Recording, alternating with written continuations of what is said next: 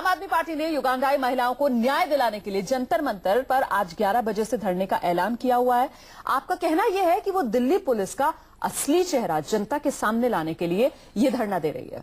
आपका कहना यह भी है कि युगांडाई महिलाओं की शिकायत के बाद भी पुलिस ने इस मामले में चुप्पी क्यों साध रखी है।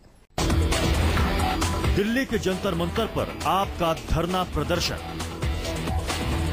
आपके निशाने पर दिल्ली पुलिस, युगांडा की महिलाओं को न्याय दिलाने की मांग,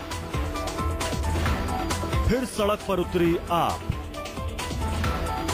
दिल्ली की केजरीवाल सरकार पर बीजेपी और कांग्रेस लाख वादा खिलाफी का आरोप लगाए, लेकिन आप अपने एक वादे पर तो कायम है ही, और वो है दिल्ली सरकार सड़क और सचिवालय दोनों जगहों से चलती है। एक बार फिर आम आदमी पार्टी जंतर मंतर पर धरना देने वाली है। वक्त मुकर्रर किया गया है सुबह 11 बजे का, यानी अब से कुछ देर बाद ही आप युगांडाई महिलाओं को न्याय दिलाने के लिए धरने पर बैठेगी।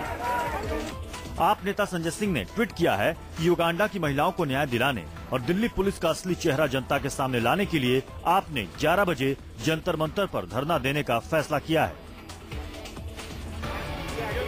आपका आरोप है कि जब कानून मंत्री सोमनाथ भारती ने पुलिस से खिड़की एक्सटेंशन में सेक्स रैकेट और ड्रग माफिया के खिलाफ कार्रवाई करने को कहा, तो आप सरकार को बदनाम करने के लिए तमाम सियासी पार्टियों ने मोर्चा खोल दिया।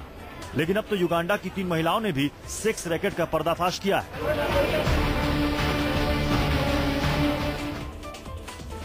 आपके नेता आशुतोष का सवाल है कि युगांडाई महिलाओं की शिकायत के बाद भी पुलिस ने इस मामले में चुप्पी क्यों साध रखी है, अब तक कोई कार्रवाई क्यों नहीं की गई।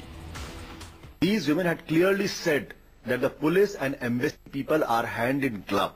I want to ask to the police commissioner of Delhi what action they are going to take against the local policemen who are working in that area. And I also want to ask the Foreign Affairs Ministry, will they pursue this case with the Ugandan government? This is.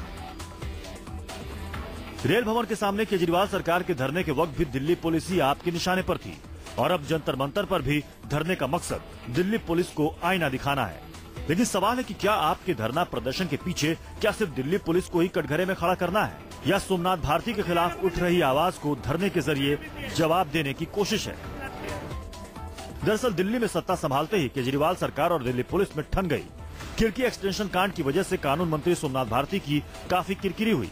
विपक्ष इस्तीफे की मांग पर अड़ा था, लिहाजा केजरीवाल सरकार back foot पर दिखने लगी। जाहिर था पार्टी की छवि दांव पर थी, लिहाजा केजरीवाल सरकार पूरे कैबिनेट के साथ सड़क पर उतर गई। लेकिन रेल भवन के सामने धरने का नतीजा सिफर रहा, दांव उल्टा पड़ गया। लिहाजा पार्टी एक बार फिर धरने पर बैठ रही है, और इस बार भी मुद्दा दिल्ली पुलिस ही है।